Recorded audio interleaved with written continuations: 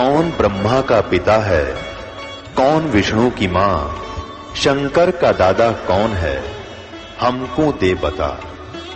ये जानने के लिए कृपया सुनिए। जगत गुरु तत्वदर्शी संत रामपाल जी महाराज के अमृत वचन सर्व पवित्र धर्मों के पवित्र शास्त्रों के आधार पर।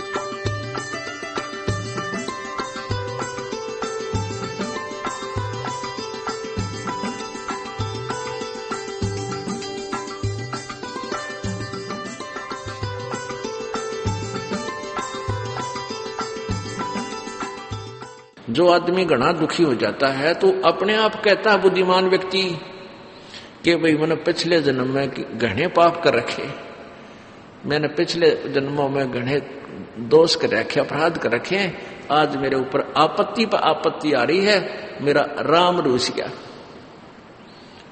और जिसके सब सुख हैं, अच्छी व्यवस्था है, बच्चे भी ठीक हैं, पूरी संतान संपत्ति है, तो आम व्यक्ति भी नो क्या करें, भाई ये तो घना पुण्यकर्मी प्राणी है, यानी घने अच्छे कर्म कर रहा है पिछले जन्म। तो पुण्यात्माओं, अब पुण्य से तो सुख है और पाप से दुख है। मान लीजिए आपके पुण्य भी थोड़े हैं और पाप गणे हैं, तो पाप से तो आप पर आपत्ति आ रही है, और फिर आप कहां जाते हो? संतों के पास। देखो, भले ही ज्ञान का डंगा कर रखा है ऋषियों ने, फिर भी आत्मा को परमात्मा की चाह अब भी लगी रही, और उसको ये भी पता है कि भगवान एक ऐसी शक्ति है वो हमारे दुखों का निवारण कर सकती है, और ये भी मालूम है कि परमात्मा साधु संत रूप में ही कहीं ना कहीं मिलता है। जैसे परमेश्वर जी खुद अपनी महिमा आप ही बताते हैं, कबीर देव जी, कि पर्वत पर्वत में फिरा कारण अपने राम, और राम जैसे संत मिले जिन सारे सब काम। अब क्या बताते हैं कि मैं अपने दुख निवारण के लिए, यानी परमात्मा से ही हमारे दुख निवारण हो सकते हैं, उस परमात्मा के लिए पर्वत पर्वत पर जहां भी जिसने बता दिया कि वहां संत है, वहां संत है, वहां संत है, या उस मंदिर में मत्था टेकने से सुख होता है, वहां गुफा में जाने से ऐसे होता है, केदारनाथ पर पहुंच जाते ये दुख दूर हो जाता है, तो कहते हैं इन सब स्थानों पर मैं गया लेकिन कोई राहत नहीं मिली। और कहते हैं राम जैसे संत मिले, क्योंकि जिस संत से और हमें राहत मिली, परमात्मा, वो दुख दूर हुए, पाप नाश हुए, तो सुख हुआ। तो कहते हैं राम जैसा संत मिले जिन सारे सब काम। तो इतना भी ज्ञान है कि परमात्मा की प्राप्ति संत, परमात्मा से मिलने वाले राहत संत के माध्यम से ही मिलते हैं। तो इससे परमात्मा खुद ही अपनी महिमा बताते हैं कि संत साहिब के लाडले, ये जो संत जो होते हैं, भक्त जो संत होते हैं, जो परमात्मा के जो संत होते हैं, यानी जो परमात्मा ही संत रूप में आता है, तो वो उससे हमें सब सुख होते हैं। तो उसको कहते हैं, उसने एक कहूं या दो, वो जिस संत से हमारे काम ठीक हो गए, उसने भगवान कहूं या परमात्मा कोई और मानो, यानी और परमात्मा भले ही हो, परंतु हमने जिस संत से सुख मिले हमारे लिए, तो वो भगवान हो गया, और वही परमात्मा के गुणों से युक्त है। तो पुण्यात्माओं, परमेश्वर भी कहते हैं, गुरु मानस कर जानते ते नर कहिए अंध, महादुखी संसार में आज्ञा यम के फन। अब यहां दो सतिथि होती है। एक तो परमात्मा स्वयं आता है, जैसे 600 वर्ष पहले परमेश्वर कबीर देव जी आए थे, और उनके संपर्क में जो भी व्यक्ति आया उसको इतना सुख दिया मालिक ने कि वो गुण गाता नहीं थकता था। और जिस कारण से 64 लाख सेस हो गए थे उस परम पिता परमेश्वर कबीर देव के, उस दुल्हा कबीर के काशी में, बनारस में, जबकि ना कोई मीडिया था हिंदुस्तान में, ना कोई प्रचार का माध्यम था, ना कोई और सिस्टम था।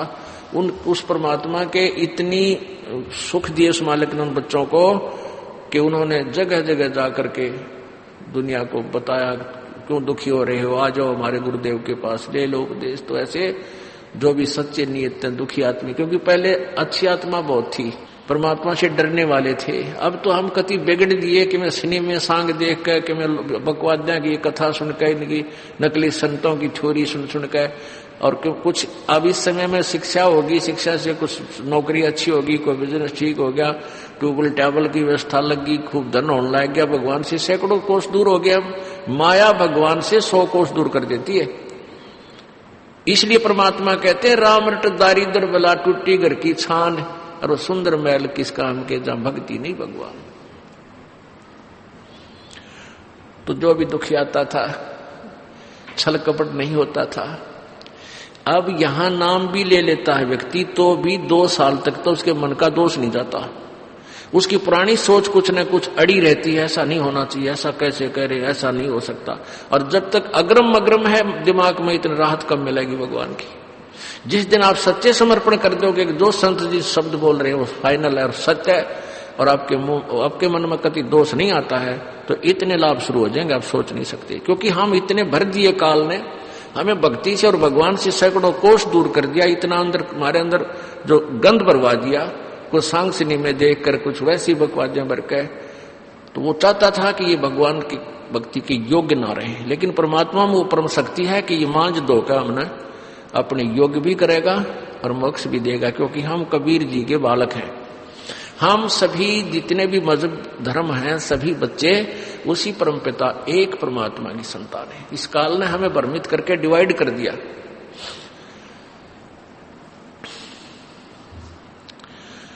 तो प्रसंग चल रहा है कि परमात्मा की हम खोज में जाते भी हैं, जब दुखी हो जाते हैं भगवान की चाह होती है, और हमें यह भी मालूम है कि कोई परम शक्ति है जो हमारे दुखों को दूर करेगी। आप जिस भी संत के पास जाते हो वो पहले जाते ही अपनी क्रिया बताओगा, ऐसे करना, 5 रुपये रख दे, 11 रुपये रख दे, या चीटियां न आटा डाल दे, या ऊपर पक्षियों को कुछ दाने डाल दे, यानी कुछ धार्मिक कर्म बताओगे इस तरह के बता देते हैं, या फिर और क्रियाएं बता देते हैं, यो मंत्र जाप करया कर, या यो मंत्र जाप कर ले, यूं कर ले, ठीक हो जाएगा। जब कोई राहत नहीं मिलती तो आखिर में ये कह देते हैं भाई ये तेरे कर्म का भोग है, भोगना ही पड़ेगा, तेरे भाग्य में लिखा है और इसको परिवर्तित नहीं किया जा सकता। उदाहरण देते थे, जैसे हम भी उनके खूब ज्ञान सुना था इन नकलियों का। और क्या उदाहरण देते थे कि जैसे भगवान विष्णु जी को श्राप लगा था नारद जी का, कि जिस प्रकार आज मैं शादी ब्याह करवाना चाहूं था और तूने मुझे बंदर का मुंह लगा दिया, मेरा विवाह नहीं हो पाया, एक जीवन में तू भी अपनी पत्नी के योग में सारा जीवन बितावेगा। उसी श्रापवश ये 3 ताप होते हैं, ये 3 कारण से दुख होता है। एक तो पिछले जन्म जन्मांतर के जो पाप हैं, एक किसी संत या ऋषि या देव ने आपको श्राप, किसी साधु संत ने श्राप दे दिया, या कोई वैसे को जंतर मंत्र कर देता है कोई व्यक्ति किसी के ऊपर, तो ये 3 ताप में आते हैं। तो ये 3 ताप का रोग भी कबीर परमात्मा के बिना आपका नहीं कट सकता। जैसे श्री विष्णु जी को फिर साप लगा, नारद जी का श्री रामचंद्र रूप में राजा दशरथ के घर उनका जन्म हुआ, ब्याह हुआ, विवाह होते वनवास हुआ, वनवास में फिर सीता जी का अपहरण हुआ, फिर रावण के साथ युद्ध हुआ, फिर सीता जी को वापस घर ले आए। कुछ ही दिनों में फिर एक धोबी के टोंट का संत है, व्यंग से श्री रामचंद्र जी ने अपनी पत्नी सीता को घर से निकाल दिया, जबकि वो गर्भवती थी, बच्चा पेट में था उसके। लव, और वो घर त्याग गई। अंतिम श्वास तक वो अपनी पत्नी से नहीं मिल सका। उसके बाद जब रावण से युद्ध करने के समय श्री रामचंद्र जी ने सुग्रीव के भाई बाली का वध किया था, एक वृक्ष की ओट लेकर, धोखा देकर। उसके किए हुए पाप का प्रतिफल भी उसने द्वापर युग में श्री कृष्ण रूप में श्री विष्णु जी आए, और जो बाली था उसकी आत्मा एक शिकारी बना और श्री कृष्ण जी के तलवे में तीर मारा। विषाक्त तीर मारने से श्री कृष्ण जी का वध हुआ, मृत्यु हुई। तो ये नकली संत ऋषि गुरु ये कहा करते थे, भाई कर्म का भाग्य का फल तब भोगना ही पड़ा करे, ये भोगने से ही समाप्त होगा, इसका कोई विकल्प नहीं। तो परमात्मा स्वयं बताया करते थे कि तुम कौन राम का जपते जापम, अर्थात कटे ना तुम्हारे तीनों तापम। तुम किन भगवानों की भक्ति करते हो जिससे तुम्हारे तीन ताप भी ना नष्ट हो रहे, तो तुम उस परमात्मा की भक्ति कर ही नहीं रहे जो पाप नाश करता है। यजुर्वेद अध्याय नंबर 5 के मंत्र नंबर 32 में लिखा है, उसी कसी कबीर अंगारी असी, अयुर असी, दूरवसवान अविरसी और बम्भारी असी। बम्भारी माने बंधनों का शत्रु, बंधन नाश करने वाला। अंगारी माने पाप नाशक, पापों का शत्रु, पाप विनाश करने वाला।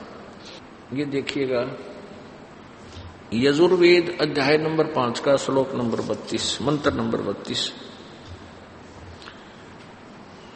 क्योंकि हम उसी समय विश्वास कर पाएंगे जब आख्या देख लेंगे, क्योंकि हम गलत ज्ञान को गणा सुन चुके हैं और हम उसको फाइनल मान चुके हैं, उस लोक वेद को, उस दंत कथाओं को जो नकली ऋषि महर्षि और गुरुओं के द्वारा हमें बताएगी, और फिर अपने अनुभव की पुस्तकें उपनिषद बनाकर छोड़ गई।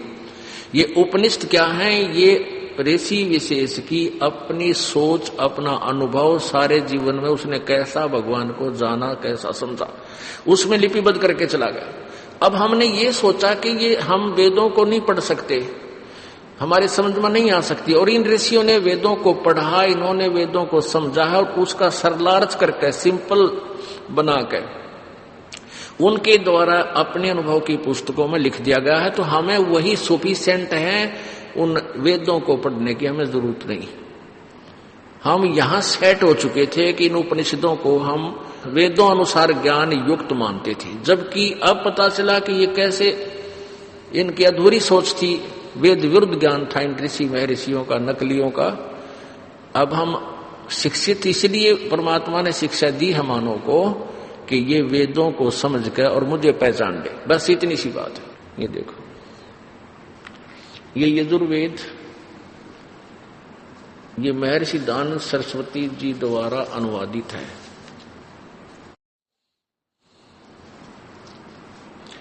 प्रकाशक है सार्वदेशी कार्य प्रतिनिधि सभा 2/5 महर्षि दानंद भवन, रामलीला मैदान, नई दिल्ली।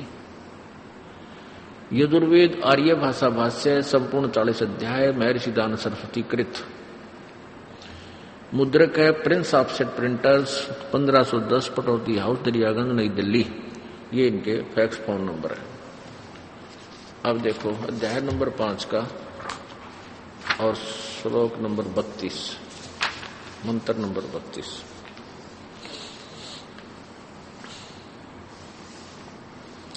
पंचमा अध्याय और यहां देख 32वां मंत्र है। ये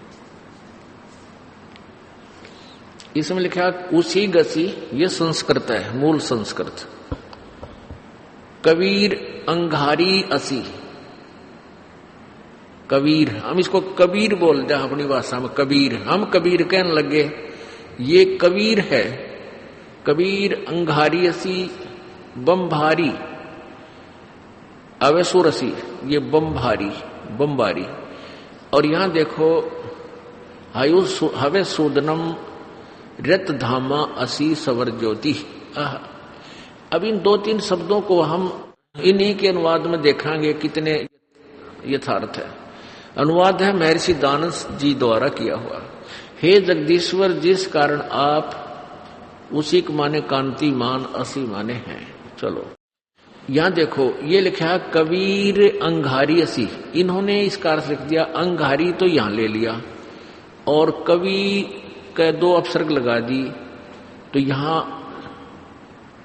कांत प्रजय बना दिया, कवि माने कांत प्रजय है। अपुनात्मा देखो अब ये यजुर्वेद है, इस यजुर्वेद के बारे में यदि कहीं पर भी कोई जिक्र चल रहा है,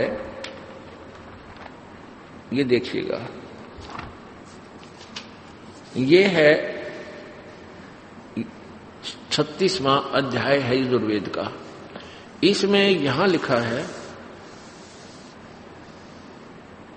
रचम वाचम परपधे मनो यजु परपधे। अब ये यजु लिखा, यजुहु, अब इसको हम यजुर्वेद बोलते हैं तो कोई दिक्कत नहीं, यजुर्वेद जैसे इन्हीं के शब्दों में स्वामी जी ने यहां इसका अनुवाद किया है। ये देखो रचम ऋग्वेद रूप, वाचम वाणी को परपधे प्राप्त हो, मनन करने वाले अंतःकरण के तुल यजुहु, यजु को इन्होंने यजुर्वेद लिख दिया, बिल्कुल सही, ये अनुवाद सही है। यजु यहां यजुर्वेद लिखना जरूरी था। यजु का क्या मतलब, यजु से हमें पता लगेगा ये यजुर्वेद के विषय में जानकारी दी जा रही है। यजु परपधे तो यजुर्वेद को प्राप्त हो, यजु यजु लिखा है ना, इसका हम अर्थ करते हैं यजु माने यज्ञ सतुतियां, यजु का अर्थ होता है यज्ञ सतुतियां, तो यहां यज्ञ सतुतियां लिख देते तो कैसे पता लगता कि यजुर्वेद के बारे में है। तो ये हम इसी प्रकार इसको यजु को यजुर्वेद लिख दिया और हम इस कबीर को इन्होंने यहां कवि संधि छेद करके इस 32 में 5वें अध्याय वो 36 का प्रथम अंतर था यजुर्वेद के अध्याय का, ये 5वें का 32वां है। इसमें इन्होंने इस कबीर को इसको कवि अपसर्ग लगा दिए, रे हटा दिया। तो यहां हमने लिखना चाहिए था अंगारी माने खोटे चरण वाले जीवों के शत्रु, अग माने पाप होता है, अंग माने भी पाप ही होता है, अपराध। अंगारी अंगारी अंग अरी, अग माने पाप के, अरी माने शत्रु, ये लिखना था पाप के शत्रु। और कबीर यहां लिखना था कबीर देव हैं, वो कबीर परमेश्वर हैं, पाप नाशक कबीर परमात्मा है।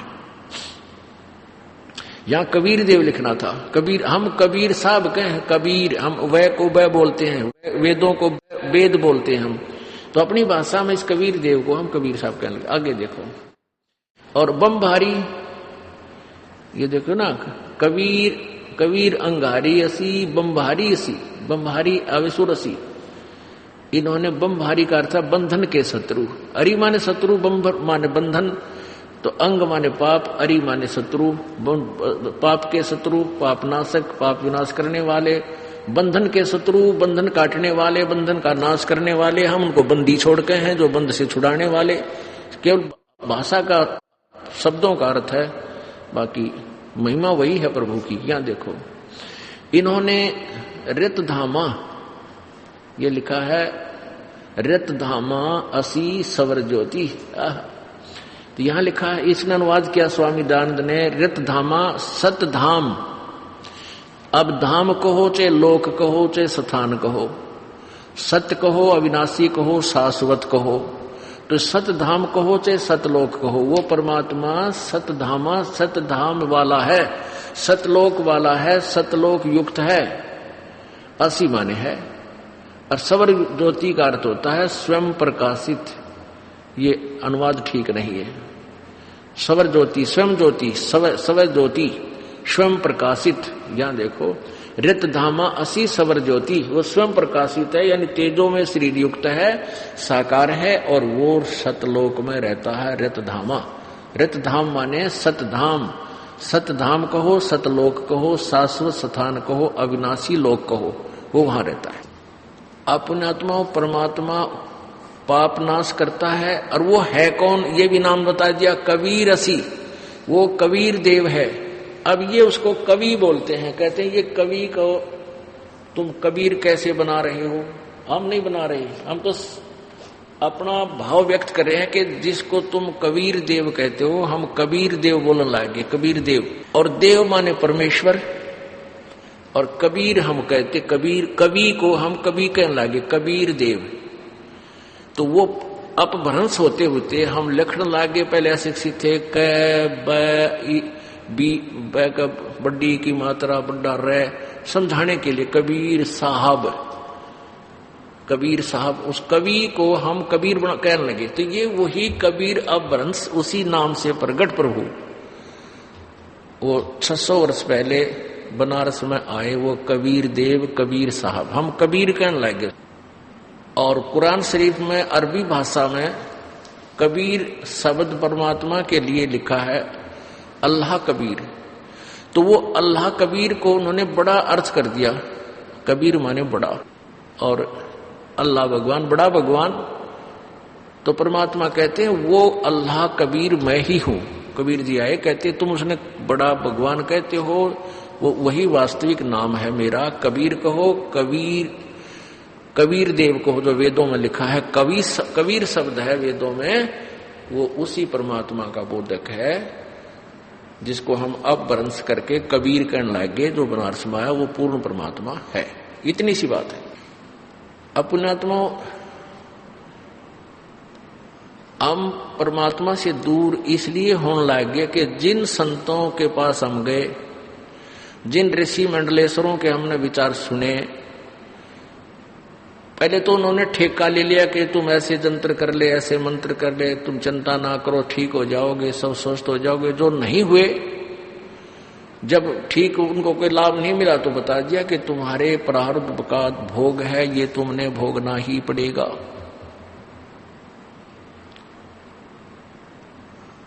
और भक्ति करो, भक्ति करते रहो, ये पिछला पाप तक कटे नहीं, आगे सुख हो जाएगी, आगे तुम्हें सुख हो जाएगा।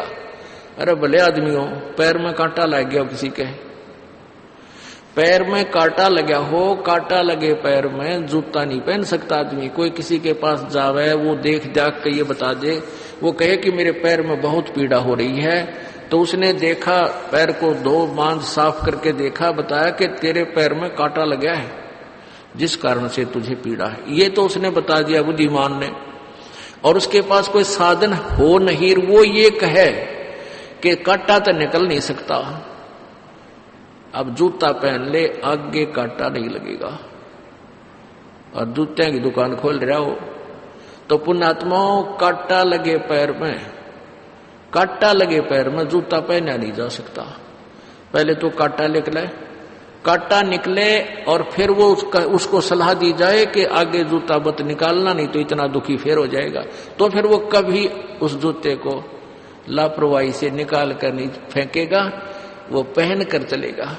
तो ऐसे ही जो दुखी प्राणी आएगा, उसके पाप रूपी कांटे का समाधान होगा। फिर उसको आगे बताया जाएगा कि ये नियम भंग नहीं करना, परमात्मा की भक्ति आजीवन करते रहना, तो उससे हर स्वीकार करेगा। इस डर से भगवान की भक्ति रूपी जूता पहने रखेगा कि हे परमात्मा, कहीं फिर बिजली ना गिर जा, कहीं फिर वो आपत्ति ना आ जाए हमारे ऊपर, इसलिए वो कभी भक्ति नहीं छोड़ेगा। और जो आते मायाधारी मस्करे, नाम भी ले लेते हैं, कुछ दिन साधना भी करते हैं, फिर छोटी सी बात पर मरोड़ी खाकर चले जाते हैं, नियम भंग करते रहते हैं, लोक लाज को ज्यादा देखते हैं, फिर वो छोड़ जाते हैं, वो चले जाते हैं, क्योंकि उनका कांटा ही लग गया ना है। और फिर कांटा लगेगा, कट्ठे 3-4 बैठ जाएंगे पैर में, फिर रोएगा मुंह टांग पकड़ के, और फिर उसके पास समाधान तो यही है कि औजार सारे हमारे पास ही हैं, और तो किसी के पास कांटा काटने के कोई ना किसी के पास। तो सभी ने अपनी सोच की थ्योरी बना दी कि पाप नहीं कट सकते, क्योंकि उनके पास वो कांटा निकालने के औजार नहीं थे। और जूते की दुकान थी, वो जूते नकली देने लगे के लिए पहन जाओ। पैर कौन पहना था, ले भी जाए कहा था तो राम पटक दे ठा गया, क्यों पैरा जा ही नहीं सकता उससे। तो पुण्यात्मा, ये कैसे बात बिगड़ी कि जिन साधनाओं को ये संत ऋषि लोग किया करते थे उनसे कोई लाभ होने वाला नहीं था। उनसे जैसे वेदों अनुसार साधना की, वेदों अनुसार साधना का प्रथम मंत्र ओम है, फर्स्ट एंड फाइनल। ओम नाम के जाप से और वेदों के पठन पाठन से हमें केवल महास्वर्ग कहो, ब्रह्मलोक कहो, यानी ब्रह्मलोक में हम जा सकते हैं, ब्रह्मलोक की प्राप्ति हो सकती है। और इसमें क्या होता है कि दोनों पुण्य और पाप दोनों लिखे जाते हैं, दोनों का अलग अलग अकाउंट रहता है। पुण्यों का अलग डिपॉजिट है और पाप का न्यारा, तो दोनों ही भोगने पड़ते हैं, भोगने से ही समाप्त होते हैं। यहाँ का ऐसा विधान है, इस जब तक हम ब्रह्म तक की साधना करते हैं तो इसका विधान ऐसा ही है कि पुण्य भी भोगने पड़ते हैं और पाप भी भोग कर ही नष्ट होंगे। तो इनको पूर्ण परमात्मा का मार्ग था नहीं इनके पास, इन ऋषि महर्षि नकलियों के पास। इन्होंने ये फाइनल बना दी कि परमात्मा पाप नहीं काट सकता, कर्म तो भोगने से ही समाप्त होता है। अब इन अज्ञानियों को हमने परम संत महाविद्वान वेदों के ज्ञाता मान लिए। क्या इनकी आंखें नहीं थी जब इन्होंने 40 में यजुर्वेद अध्याय नंबर 40 के श्लोक नंबर 10 में लिखा है कि परमात्मा को कोई तो जन्म लेने वाला कहता है, कोई जन्म ना लेने वाला कहता है, लेकिन इसका यथार्थ ज्ञान तो तत्वदर्शी संत ही बताएंगे, उनसे जाकर सुनो। इससे सिद्ध हुआ कि ना तो वेद ज्ञान कंप्लीट है, यदि कंप्लीट होता तो ये मंत्र इसमें नहीं होना चाहिए था। और यजुर्वेद अध्याय नंबर 40 के श्लोक नंबर मंत्र नंबर 15 में लिखा है कि ओम कर्तु समर कलवे समर और कर्तुम समर। ये तो है वेद ज्ञान दाता ब्रह्म का मंत्र कि ओम नाम का जाप काम करते करते सिमरण कर, विशेष कसक के साथ सिमरण कर, मनुष्य जीवन का प्रथम कर्तव्य जानकर इसका सिमरण कर। फिर यजुर्वेद अध्याय के मंत्र नंबर 40 के मंत्र नंबर 17 में लिखा है कि वो परमात्मा जो पूर्ण ब्रह्म है वो तो परोक्ष है और मैं ब्रह्म हूं, मेरा ओम नाम है। तो उस परमात्मा की भक्ति से पूर्ण मोक्ष होगा और उसके बारे में जानकारी कोई तत्वदर्शी संत देगा। तो इसे सिद्ध हुआ कि ओम नाम का जो जाप मंत्र बताया गया है यजुर्वेद में वो फाइनल नहीं है, वो कंप्लीट साधना का नहीं है, वो कंप्लीट मंत्र नहीं है। गीता जी अध्याय नंबर 4 के श्लोक नंबर 32 में कहा है कि जो अभी पहले मैंने 25 से लेकर 30 तक जो साधना का वर्णन किया है, श्लोक 25 से 30 श्लोक में, ये साधनाएं सभी व्यक्ति अब अपनी साधना को पापनाशक जानते हैं, पापनाशक जानकर करते हैं, लेकिन वो विस्तार से साधना के बीच जानकारी है। यजुर्वेद अध्याय नंबर 4 के गीता जी अध्याय नंबर 4 के श्लोक नंबर 32 में कहा कि उस सच्चिदानंद घन की वाणी में, यहां अनुवादकर्ताओं ने अनुवाद गलत किया है, पुण्यात्माओं ध्यान से देखना। ब्रह्मणे का अर्थ इन्होंने वेद लिख दिया, मुख्य का अर्थ वाणी, ब्रह्मणे का अर्थ इसी गीता जी अध्याय नंबर 17 के श्लोक नंबर 23 में ये स्वयं अनुवाद कर रहे हैं, ब्रह्मणे माने सच्चिदानंद घन ब्रह्म। तो हम इस चौथे अध्याय के 32वें श्लोक में यहाँ ब्रह्मणे के स्थान जो इन्होंने वेद लिखा है, वेद के स्थान पर हम यहाँ पर सच्चिदानंद घन लिख दें और वाणी अर्थ ठीक है। तो सच्चिदानंद घन ब्रह्म की वाणी में विस्तार से कहे गए हैं।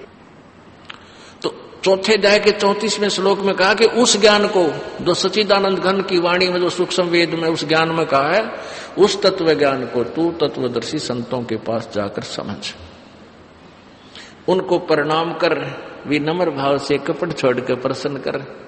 वह तत्वदर्शी संत जो उस परम पिता परमेश्वर के परमात्म तत्व को बताएंगे। अपुण्यात्माओं, गीता ज्ञान दाता ब्रह्म है जो श्री कृष्ण जी में प्रवेश करके गीता जी का ज्ञान बोला, जिसने ये ज्ञान बोला। तो वो कहता 8वें अध्याय के 13वें श्लोक में कि मेरा तो एक ओम अक्षर है और इस मुझ ब्रह्म का केवल एक ओम अक्षर है। इसका अंतिम श्वास तक जो स्मरण करता हुआ शरीर छोड़कर जाता है वो मेरे वाली परम गति को प्राप्त होता है।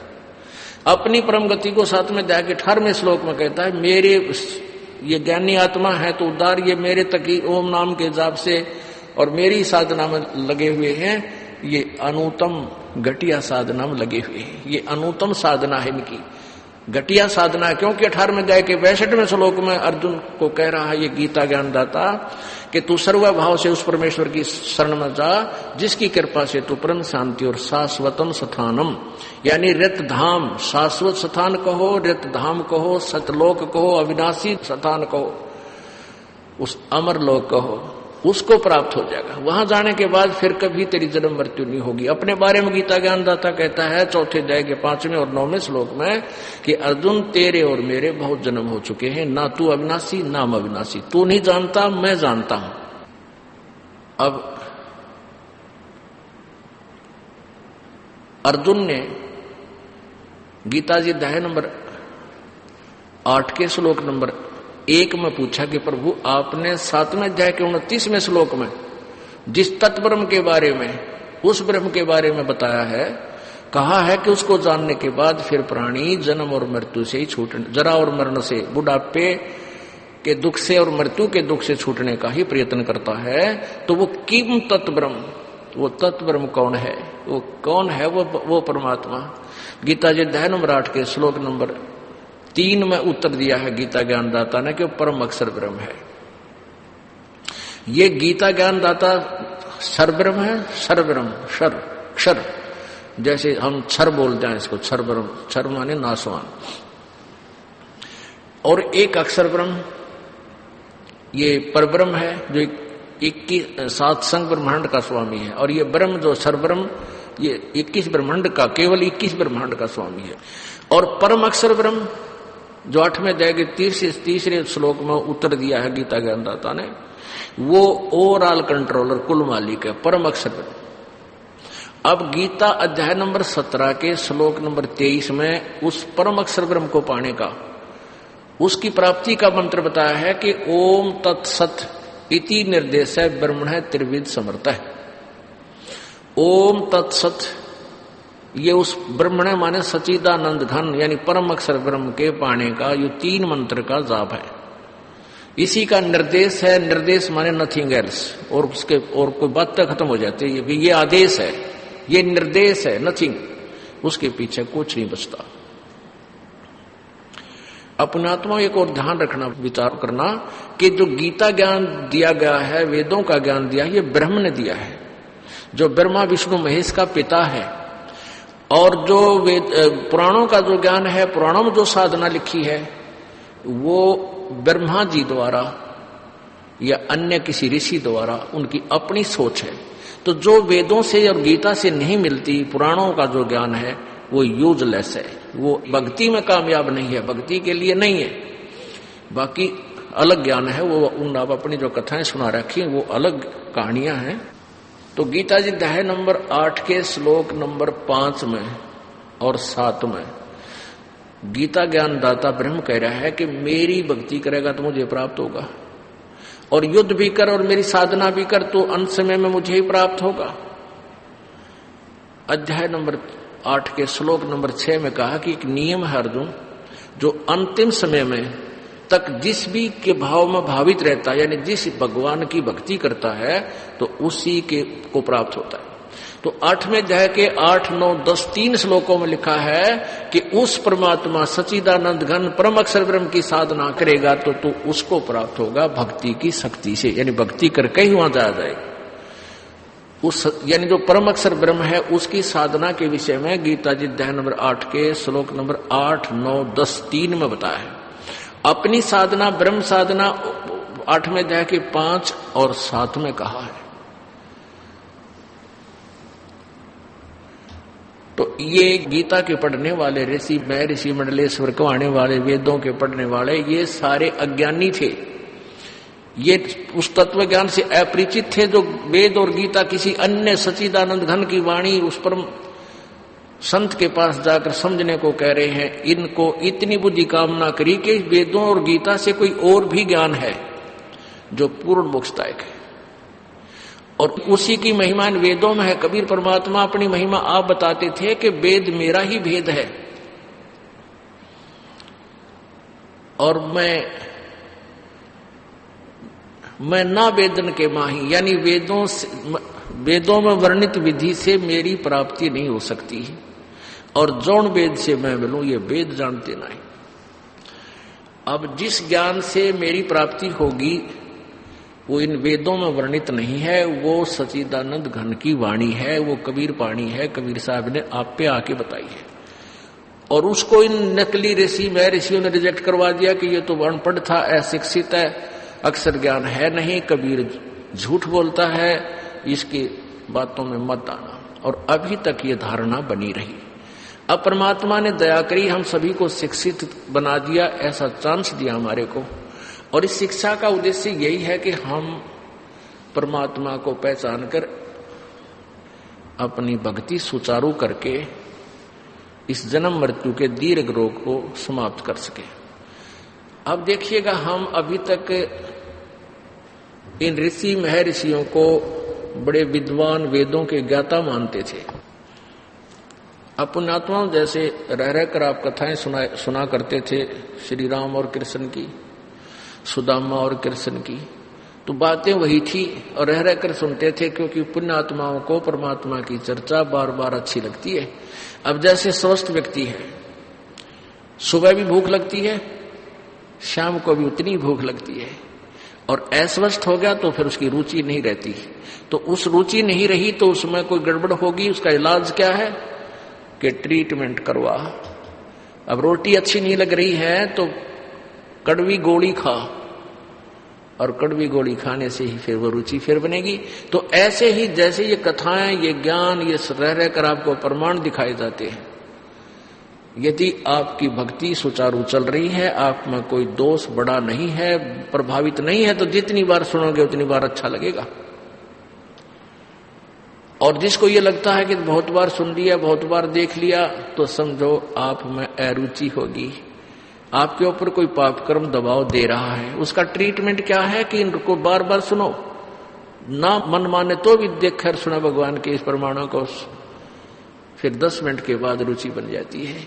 ऐसे ही भगवान की भक्ति के में है, जैसे बीमार व्यक्ति गोली खानी ही पड़ती है, अच्छी भी नहीं लगती, रुचि भी नहीं करती, पर खाएं पार पड़ेगी, और उन्हीं से फिर स्वस्थ होगा। ऐसे ही परमात्मा की महिमा को रह रहकर सुनो, और जितनी बार सुनो उतनी बार आपको आनंदित अच्छी लगती है, मधुर लगती है, आत्मा को प्रिय लगती है, तो आपकी भक्ति स्वस्थ चल रही है। अभी कोई दोष निकट नहीं है, कोई अपराध का दंड निकट नहीं है। और उसको काटने के लिए, उसको समाप्त करने के लिए ये कड़वी दवाई खानी ही पड़ेगी, सत्संग सुनना ही पड़ेगा। मंत्र ना रुचि होती नाम जाप करने में, जो पाप दबाव देते हैं, लेकिन मंत्र जाप करने ही पड़ेंगे। आपने जैसी दवाई खानी ही पड़ेगी, उसी से वो ठीक होगा। परमात्मा कहते सुमन से सुख होता, सुमन से दुख जा, कह कबीर सुमन करे तो साई माँ समा। तो ऐसे ये ट्रीटमेंट है, ये गोलियां हैं, ये मंत्र ना भी रुचि है तो भी खानी पड़ेंगी, करने पड़ेंगे, और फिर कुछ देर के बाद रुचि बन जाती है। तो अभी प्रसंग चल रहा था कि कबीर साहब हमारे पापों का नाश कर देते हैं। वेद बताते हैं, यजुर्वेद अध्याय नंबर 5 के मंत्र 32 में नाम लिखा स्पेशल कबीर अंगारी असी। कबीर, हम कबीर को कबीर देव बोल देते हैं। अघारी माने पाप का शत्रु, पाप नाशक। अग माने पाप, अंग कहो चाहे अग कहो, पाप का शत्रु। और बंदी छोड़, बमबारी, हम बंदी छोड़ कहते हैं वेद में, बंधनों का शत्रु कह लो, भाषा बदल गए। तो ये जो वेदों के विद्वान कहे जाते थे वो नकली, आज उनका ज्ञान स्पष्ट हो गया कि उनको कोई वेद ज्ञान नहीं था। जो ये कहते हैं कि कर्म प्रारब्ध भोगना ही पड़ेगा, तो वो वेदों के ज्ञान से अपरिचित थे कि वेद क्या बताते हैं। उन्होंने वेद पढ़े पर समझे नहीं। अब देखिएगा,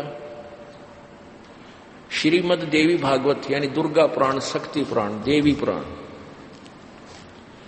इसमें क्या लिखा है कि सतयुग के ब्राह्मण, ऋषि महर्षि, ये ब्राह्मण थे, ब्रह्मा से लेकर वशिष्ठ मुनि तक, और भारद्वाज, विश्वामित्र, ये सारे ब्राह्मण थे। गीता प्रेस गोरखपुर से प्रकाशित है ये। संपादक हनुमान प्रसाद पोदार, चिमनलाल गोस्वामी। ये कहां से मुद्रित है और प्रकाशित है? प्रकाशक में मुद्रक हैं गीता प्रेस गोरखपुर, गोविंद भवन कार्यालय कोलकाता का संस्थान। ये इनके फोन और फैक्स नंबर है।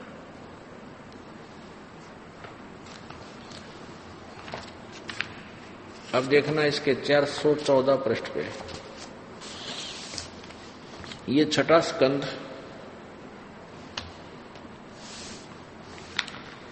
और ये देवी भागवत 414 पे। जन्मे जय ने पूछा, महाभाग किस युग में कैसा धर्म का स्वरूप है? इस संपूर्ण विषय को विशेष रूप से बताने की कृपा कीजिए। व्यास जी बोले। व्यास जी कौन है? राइटर ऑफ पुराण, इन पुराणों का लेखक है। ये क्या बता रहे हैं कि राजन, यह निश्चय है कि सतयुग में ब्राह्मण वेद के पूर्ण विद्वान थे। ये सतयुग के ब्राह्मणों का जिक्र है। उनके द्वारा निरंतर भगवती जगदम्बा की आराधना होती थी। भगवती का दर्शन करने के लिए उनका मन सदा ललायित रहता था। अब देखो, सतयुग के ब्राह्मण वेद के पूर्ण विद्वान थे और उनके द्वारा निरंतर भगवती जगदम्बा की आराधना होती थी, यानी वो दुर्गा की पूजा करते थे और वेद के विद्वान थे। अबले आदमी, और दुर्गा कहती है कि तुम और पूजाएं छोड़ दो, एक ब्रह्म साधना करो। ये देखिए, ये है 562 पृष्ठ पे, 7वां स्कंद पृष्ठ 562 पे। यहां नीचे नारद जी और व्यास जी की चर्चा है। देवी के द्वारा हिमालय को ज्ञानोपदेश, यानी दुर्गा, ये दुर्गा ही कह रही है जिसकी उपासना सतयुग के ब्राह्मण करते थे। वो देवी क्या कह रही है? हिमालय को उपदेश दे रही है और ब्रह्म के बारे में जानकारी दे रही है। ब्रह्म, पार्वती श्री देवी जी कहने लगी, पर्वतराज यहां देखो, उस ब्रह्म का क्या स्वरूप है यह बतलाया जाता है। ये पहले तो अपने बारे में सट्टे मार रही है, लेकिन उसके बाद कहती है, अब वास्तविकता बताती हूं, उस ब्रह्म का क्या स्वरूप है यह बतलाया जाता है, जो प्रकाश रूप, सबके नियन, अत्यंत समीप में स्थित, हृदय रूप गुहा में स्थित होने के कारण गुहाचर नाम से प्रसिद्ध और महान पद अर्थात परम प्राप्य है। वह समस्त प्रज्ञा के ज्ञान से परे है, प्रजा के ज्ञान से परे है, अर्थात किसी की बुद्धि मानने वाला नहीं है, यह तुम जानो। जो परम प्रकाश रूप है, जो सूक्ष्म से अत्यंत सूक्ष्म है, जिसमें संपूर्ण लोक और उन लोकों में निवास करने वाले प्राणी स्थित हैं, वही यह अक्षर ब्रह्म है। वही सबके प्राण है, वही सबकी वाणी है और वही सबके मन है। वह यह परम सत्य और अमृत यानी अविनाशी तत्व है। सौम्य उस वेदने योग लक्ष्य का तुम वेदन करो, मन लगाकर उसमें तन्मय हो जाओ। सौम्य उपनिषद में कथित महान अष्टरूप धनुष को लेकर उस पर उपासना द्वारा तीक्ष्ण किया हुआ बाण संधान करो और फिर भावानुभूत चित्त के द्वारा उस बाण को खींचकर उस अक्षर ब्रह्म को ही लक्ष्य बनाकर वेदन करो। पर्वण यानी ओम तो धनुष है, जीवात्मा बाण है और ब्रह्म उसका लक्ष्य कहा जाता है। उस एकमात्र परमात्मा ही को जाने, दूसरी सब बातें छोड़ दें। अब दुर्गा कहती है कि मेरी साधना भी छोड़ दें। जैसे यहाँ लिखा है, देवी कहने लगी, पर्वतराज इस प्रकार योग युक्त होकर, जो ऊपर बताई है, मुझ ब्रह्म स्वरूपा देवी का ध्यान करें। यह ध्यान आसन पर करें। फिर आगे कहती है उस ब्रह्म का क्या स्वरूप है। अब उसके विषय बता रही है कि उसकी भक्ति करने से ही लाभ होगा। उस एकमात्र परमात्मा को ही जाने, दूसरी सब बातें छोड़ दे। अपनी पूजा को भी कहती मेरी पूजा भी छोड़ दे। यही अमृत रूप परमात्मा के पास पहुंचने का पुल है। संसार समुद्र से पार होकर अमृत रूप परमात्मा को प्राप्त होने का यही सुलभ साधन है। इस आत्मा का ओम के जप के साथ ध्यान करो। ब्रह्म का कहते ओम नाम से ध्यान करो, ओम नाम के जप से साथ ध्यान करो। इस अज्ञान में अंधकार से सर्वथा परे और संसार समुद्र से उस पार जो ब्रह्म है उसको पा जाओगे, तुम्हारा कल्याण हो। और वो कहाँ रहता है? ये 563 पे पढ़ रहे हम। वह यह सब का आत्मा ब्रह्म, ब्रह्मलोक रूप दिव्य आकाश में सतीत है, वहां रहता है। अब देखो पुण्यात्माओं, सतयुग के ब्राह्मण अर्यों के वेद के पूर्ण ज्ञाता थी और दुर्गा की पूजा करते थे, और दुर्गा कह रही है कि उसकी पूजा करो जब तुमने मोक्ष चाहिए था। ब्रह्म की, ये ब्रह्म की साधना के लिए संकेत और फाइनल आदेश दे रही है। और ब्रह्म कहता है कि उस पूर्ण परमात्मा परम अक्षर ब्रह्म की पूजा करने से पूर्ण मोक्ष होगा। गीता जी अध्याय नंबर 18 के श्लोक नंबर 62 में कहा कि अर्जुन तू सर्वभाव से उस परमेश्वर की शरण में जा, जिसकी कृपा से तू परम शांति और शाश्वत यानी सनातन परम धाम अर्थात सतलोक को प्राप्त होगा। गीता जी अध्याय नंबर 15 के श्लोक नंबर 1 से लेकर 4 तक का भावार्थ है कि जो उल्टे लटके संसार रूपी वृक्ष है, जिसकी जड़ तो पूर्ण परमात्मा समझो, तीनों गुण रूपी शाखा है, रजगुण ब्रह्मा, सतगुण विष्णु, तम गुण शिव जी। और जो शांति सारे उल्टे लटके संसार रूपी वृक्ष के विषय में जानकारी आपको अलग अलग बताएगा। तना कौन भगवान है, शाखा कौन है, डार कौन है और पत्ते क्या है, तो वो तत्वदर्शी संत है, वो पूर्ण परमात्मा को जानने वाला है, वो वेद का ज्ञाता है, वेदवित है। तत्वदर्शी संत की पहचान भी बताई है। फिर बताया कि उसके पश्चात जब तत्वदर्शी संत मिल जाए तो तत्व ज्ञान रूपी शस्त्र के द्वारा इस उलझे हुए अज्ञान को काट के उसके पश्चात 15वें अध्याय के 4 श्लोक में लिखा है, उसके पश्चात उस परमेश्वर के उस परम पद की खोज करनी चाहिए, जहां जाने के बाद साधक फिर कभी जन्म मृत्यु में नहीं आता, और जिस परमेश्वर ने संसार रूपी वृक्ष की रचना की है। और गीता ज्ञानदाता कहता मैं भी उसी की शरण में हूं।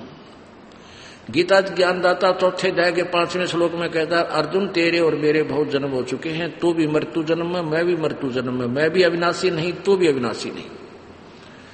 और इसमें कहा कि वहां जाने के बाद फिर कभी लौट कर नहीं आते, वो परम अक्षर ब्रह्म है। अब ये तो सतयुग के ब्राह्मणों के विचार हैं, और आज कलयुग के ब्राह्मण ऋषि महर्षि ये जो वक्ता होता है ना, वही ब्राह्मण कहलाता है। जैसे अब वर्तमान में जो मार्गदर्शन करते हैं उनको ब्राह्मण कहते हैं। ब्राह्मण सोए जो ब्रह्म पहचाने, वास्तव तो ये है, लेकिन ये सभी गुरु पद पर बैठे हैं, ये अपने आप को ब्राह्मण यानी गुरु, ब्राह्मण का अर्थ दूसरा गुरु भी होता है। ये सभी ने अपने आप को गुरु मान लिया, इनको ज्ञान कह भी को नहीं। ये तो सतियों के ब्राह्मणों की स्थिति है कि वो दुर्गा की पूजा करते थे और वेदों के ज्ञाता कहलाते। वेदों के विषय में जानकारी नहीं थी, केवल वो दंत कथा से ही अपने आप सेट थे।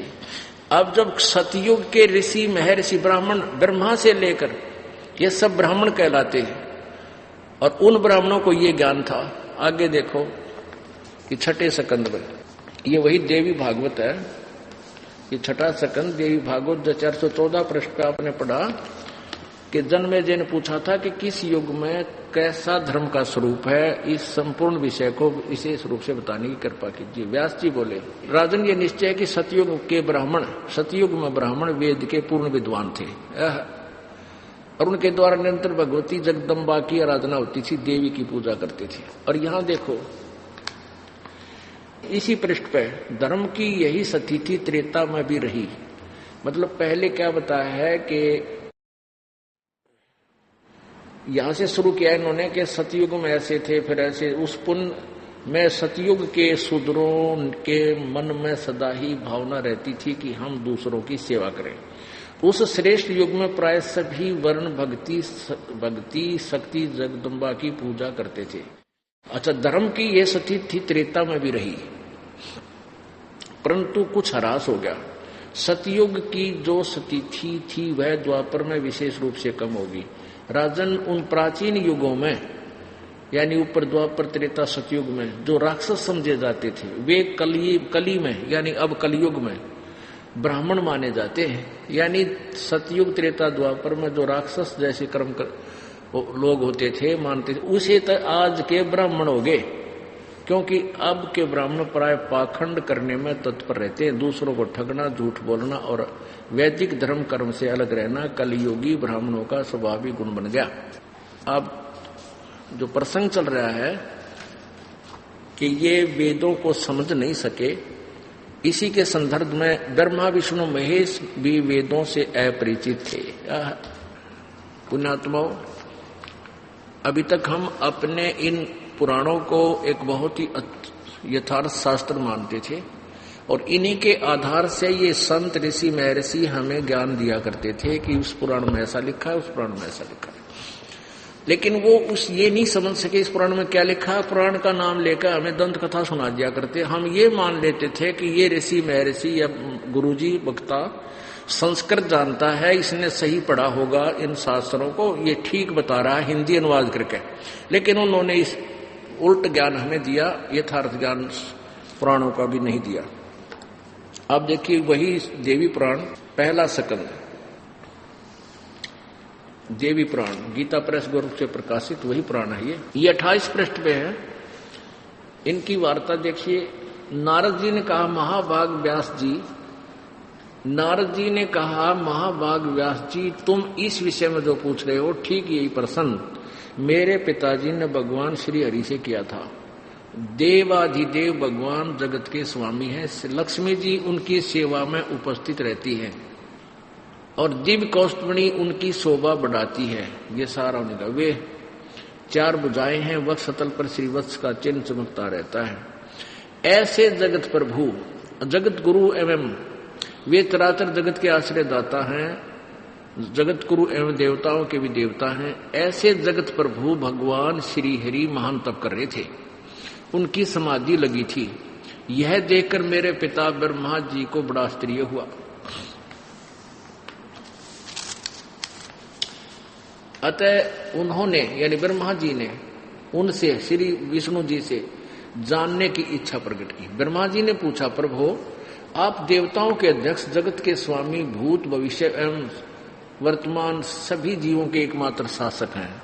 भगवान फिर आप क्यों तपस्या कर रहे हैं और किस देवता की आराधना में ध्यान मग्न है, यानी किस भगवान की साधना कर रहे हो। मुझे असीम आश्चर्य तो ये हो रहा है कि आप देवेश्वर यानी भगवानों के भगवान एवं सारे संसार के शासक होते हुए भी समाधि लगाए बैठे हैं। ब्रह्मा जी के विनीत वचन सुनकर भगवान श्री हरि उनसे कहने लगे, ब्रह्मन सावधान होकर सुनो, मैं अपने मन का विचार व्यक्त करता हूं। देवता, दानव, मानव यह सब यही जानते हैं कि तुम सृष्टि करते हो, मैं पालन करता हूं और संकर संहार किया करते हैं। किंतु फिर भी वेद के पारगामी पुरुष अपनी युक्ति से यह सिद्ध करते हैं कि रचने, पालने और संहार करने की योग्यता जो हमें मिली है, इसकी अधिष्ठात्री शक्ति देवी है। आगे देखो, सुअर्थ प्रत्यक्ष और परोक्ष दोनों उदाहरण मैं तुम्हारे सामने रखता हूं, सुनो।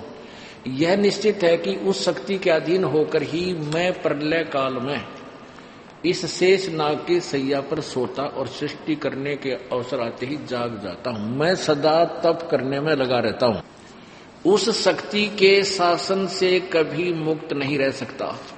कभी अवसर मिला तो लक्ष्मी के साथ सुखपूर्वक समय बिताने का सौभाग्य प्राप्त होता है। मैं कभी तो दानों के साथ युद्ध करता रहता हूं। अखिल जगत को भय पहुंचाने वाले दैत्यों के विकराल शरीरों को शांत करना मेरा परम कर्तव्य हो जाता है। आगे देखो, और फिर क्या बताते हैं, मुझे सब प्रकार से शक्ति यानी दुर्गा के अधीन होकर रहना पड़ता है। उन्हीं भगवती शक्ति का मैं निरंतर ध्यान किया करता हूं, यानी दुर्गा की पूजा करता रहता हूं। उन्हीं भगवती शक्ति का मैं निरंतर ध्यान किया करता हूं। ब्रह्मा जी मेरी जानकारी में इस दुर्गा यानी भगवती शक्ति यानी दुर्गा से बढ़कर दूसरे कोई देवता नहीं। अब विष्णु जी क्या कह रहा है कि मेरे विचार में जितनी मन जानकारी है, जो मेरा ज्ञान है, मैं तो दुर्गा तो ऊपर किसी को भगवान नहीं मानता, इससे ऊपर कोई परमात्मा नहीं है। अब पुण्यात्माओं आप देखिए, परमात्मा यही कहा करते थे कि मेरे साधो भाई मैंने सब जग भूला पाया, मेरे साधो भाई मुझे सब जग भूला पाया। इसी भूल में ब्रह्मा भूला, इसी भूल में ब्रह्मा भूला जिसने वेद सरसाया, इन वेदों की आड़ में दुनिया को ज्ञान सुनाना चाहा, और वेद पढ़ के ये पंडित भूल गया, ये मर्म भेद नहीं पाया। इसी भूल में विष्णु भूला जिन वैष्णव धर्म चलाया, और तीर्थ व्रत का बना महात्म बहुविध जीव फंसाया। इसी भूल में शंकर भूला जिन भिक्षुक पंथ चलाया, सिर पर जटा हाथ में खप्पर घर घर अलख जगाया। और परमात्मा कहते हैं जिसने इस भूल का भेद पा गया वो फिर और जन्म नहीं, गर्भवास नहीं आया, उसका जन्म फिर नहीं होता। अब आपके समक्ष सतयुग के ब्राह्मणों का, सतयुग के ब्राह्मण कितने विद्वान थे जो दुर्गा की पूजा करते, दुर्गा के उस ब्रह्म की पूजा करो, सब बातें छोड़ दो। अभी आपने देवी भागवत में पढ़ा। और अब भगवान विष्णु जी कह रहे हैं कि मैं दुर्गा तो ऊपर कोई भगवान ना मानता, और दुर्गा का विचार आपने पढ़ लिए इस देवी भागवत महापुराण के प्रश्न नंबर 562-63 पे, कि वो कहती है कि एक ब्रह्म की जाप करो, उसका ओम मंत्र है, वो ब्रह्मलोक में रहता है।